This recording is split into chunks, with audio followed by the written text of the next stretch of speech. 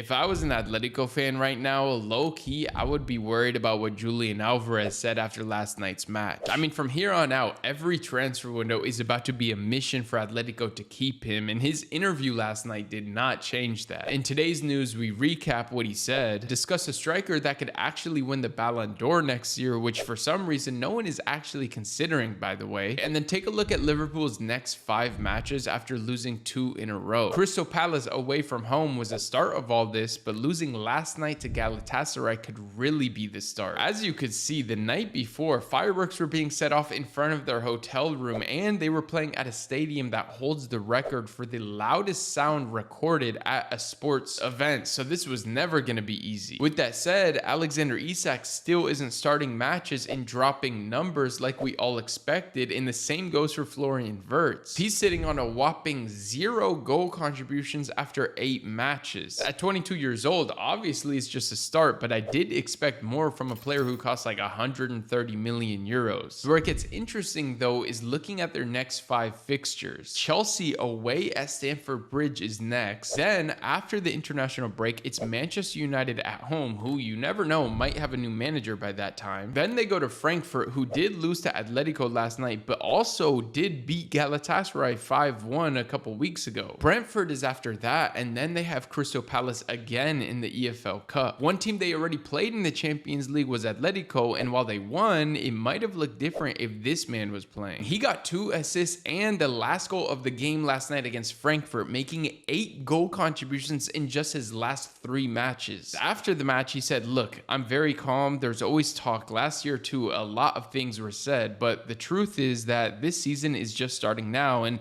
my focus is on improving every day, on doing better for the club, winning with my teammates, winning here. That's the only thing on my mind. What's said on social media is beyond me. Right now, the focus is on the season and also on the World Cup. Even though there's still a long way to go until the World Cup, obviously as a player, you can't help but think about it because it's the most important tournament. But like I said, there's still a lot of time and we have to take it game by game, step by step." It would have been different if he said he loves Atletico and he wants to stay here for the next few years, but no, bro went into that "we need to focus for this season" type of talk. That's when you know you're cooked as a fan, bro. If I was Barcelona, I would move for him very aggressively this January because otherwise his price is like gonna double with the World Cup. A player whose price isn't gonna double is Harry Kane, but that's only because of his age. I was telling my friend that after Mbappé scored his hat-trick in Kazakhstan last night, I thought he was already an early frontrunner to win the Ballon d'Or next season, depending on who wins what trophies, but he has 14 goals, 1 assist in just 11 matches.